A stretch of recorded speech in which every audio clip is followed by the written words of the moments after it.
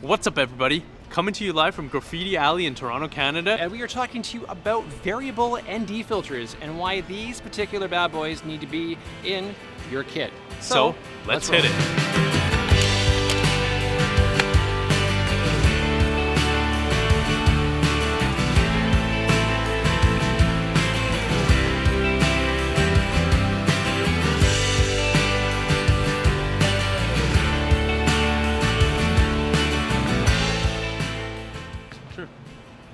So, welcome back to the channel, guys. This is Too Lazy for Google, and if you're into all things droning, videography, tech reviews, and general tips on how you can save money on tech gear, then you've come to the right spot. So, today we're going to talk to you about these, and I can't speak highly enough about why variable ND filters need to be in your kit. So here's a crash course in photography and videography. What's the most important part?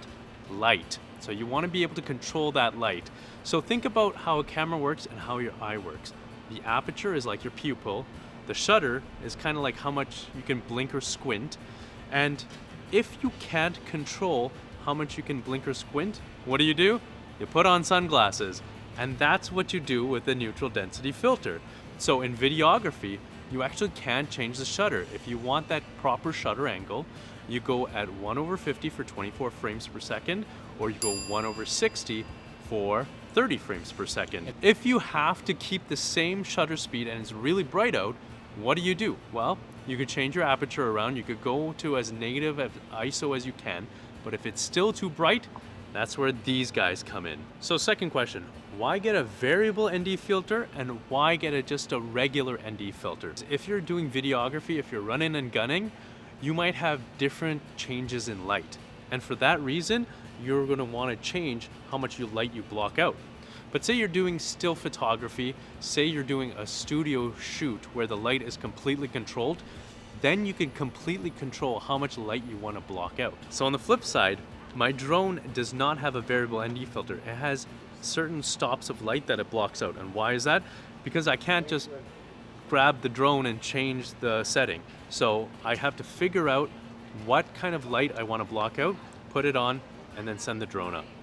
I can recommend to you that around sunset, around dawn, use the ND4.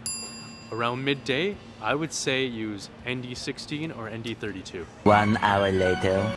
So now that we've had that history lesson from Dr. Willie Hinda here, we're going to talk to you about what gear options we'd recommend when you're going to be selecting your variable or polarizing ND filter.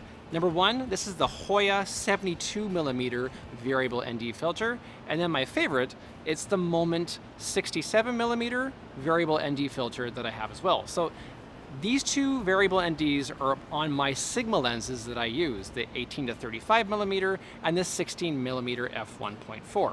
The best variable ND filter for the build quality, for the price, and for the overall value you're getting, plus also the case that it comes with, is the Moment. I'm a bit of a Moment fan, obviously, for their branding and for their style of products, but in terms of its ability and what it does, it is good. So we have a very strong metallic thread focus ring around it, so it's very clean. It's got a nice smooth adjustment, and you can feel that build quality working. And also price point is affordable. You're looking at about $150 for an ND filter of this particular type for the 67mm, and this would be for my Sigma 16mm f1.4. On the flip side comparison, I also have the Hoya. So the Hoya was my first variable ND filter, which I had to get while I was on vacation. Not only was this overly expensive, the quality is not the best. It is metallic, but it's kind of flimsy. I find that the catchment, when you're maneuvering the ND adjustment, feels kind of cheap. It's not the highest quality for being able to maneuver this particular ring around. Price point, that's where it was really shocking. This came in almost $100 more than the Moment filters. So I really like this variable ND filter. This is the Tiffin variable ND filter.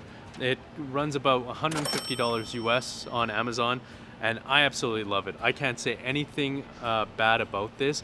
The feel is great. It's really solidly made. It's metal. I've dropped it a couple of times, not a scratch on it. It's a 67mm, and why I bought this one was to be really strategic with my lenses. So what this one fits on is my Sigma 16mm, but it also fits on my full frame 85mm Sony. You know, we said that there's some out there for $200 plus. There's some that we have around the $150 mark. There's some you could find for $20. You are gonna end up saving money, trust me, in the long run, by getting quality glass. You don't wanna go spending anywhere between $300 to $2,000 on a lens and then ending up spending $20 for that. So I recommend a mid-tier priced ND filter. Be careful in the lens variable ND filter that you use, because some of these variable ND filters might have vignetting, which is the shadowing in the various corners when you're adjusting your variable focus. Also, they might have a slight tint to them. They might have a magenta tint, they might have a bit of a green tint, and depending upon the style of shooting that you do, you don't want to be locked into one style of coloring. 2 hours later. Enough talking about the variable ND filter and what exactly it is. Let's show you some shooting examples using both the Hoya, the Moment, and the Tiffin.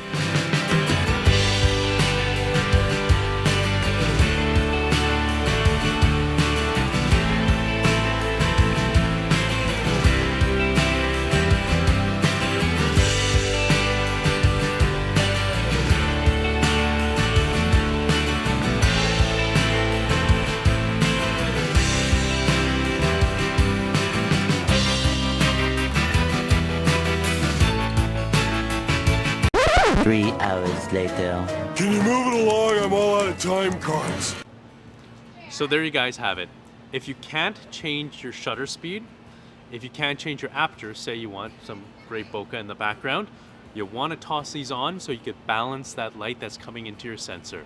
What do you guys think? Do you have a Hoya, a Moment, a Tiffin ND filter in your kit? Are you thinking about getting a variable ND filter or a polarizing ND filter? Let us know below, drop us a comment, talk to us about your setups. Regardless of the camera body that you're shooting on, if you're shooting outdoors and you want to maintain that cinematic motion blur or not lose that depth of field, variable NDs and polarizing NDs really raise that cinematic footage to the next level. And thank you so much for the support and the likes and the comments, meeting people all over the world as we've now hit 1,000 subscribers. Woohoo! Which is absolutely insane. And we're gonna make sure we maintain content for you both on tech reviews and ideas and how we can save you money and get you the shot you want. And finally, I want to build myself a cinematic camera rig, so I'm really looking into possibly getting a Zcam E2 because I've got a whole host of Micro Four Thirds lenses, and why not put them to good use by building that rig? So we're going to talk to you about building a camera rig. So all kinds of fun stuff coming up.